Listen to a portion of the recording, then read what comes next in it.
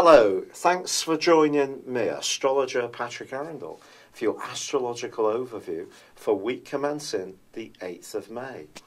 The Sun starts this week still in the sign of Taurus, the second of the solar houses, which is very much to do with Earth and appreciating the natural things that give us a sense of foundation in our lives.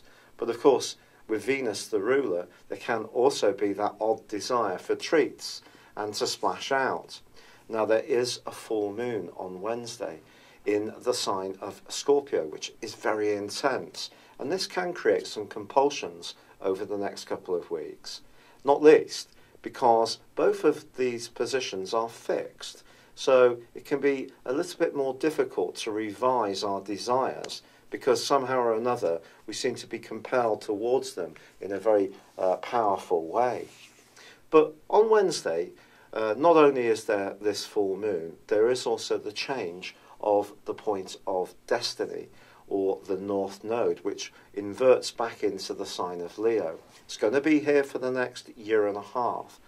Leo is very much about showing off our skills. It's about being demonstrative. It's about affection. It's ruled by the sun. It's very, very full on. But this needs to be moderated by the position at the other end of the nodal axis, which is the South Node in Aquarius, which is about humanitarianism and remembering the needs of everyone. We all need to balance this over this next year and a half, but it is an exciting development. Now, the Sun does also continue to forge a link with Pluto, the planet of transformation. Pluto does have a tendency to eliminate from situations things which are no longer good for us, but the way it does it isn't always very pleasant. We're not always conscious of what's happening at the time. Sometimes if we're really tuned into ourselves, we can drive these changes. And through to Thursday, there may be something that you become much more aware of that you are doing precisely that around.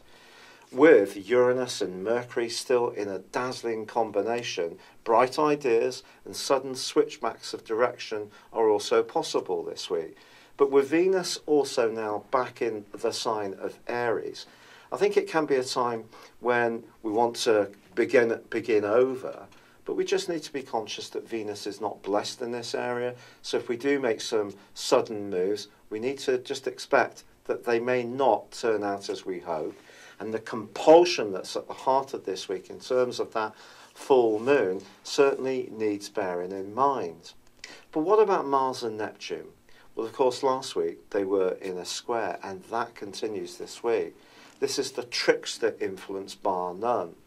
It has various potentials, this. One of them is that you could feel a little bit drained.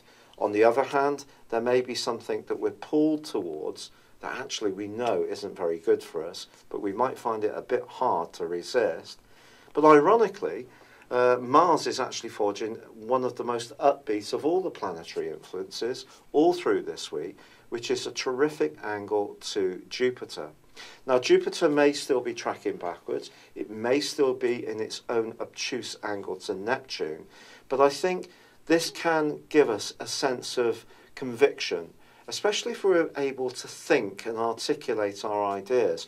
Both are in air signs, Mars in Gemini, Libra, the Libra located Jupiter. So it can be very upbeat and bouncy as far as sharing ideas and getting together with people. With all that Taurus and Scorpio stuff in there as well, perhaps we can enjoy a bit of a party as we do. But as this week draws to a close, I think just staying grounded is going to be the big factor. If we can do that, that's going to help us to negotiate this week better than we might otherwise. It's been a real pleasure being with you. Thank you for joining me. Good luck and goodbye for now.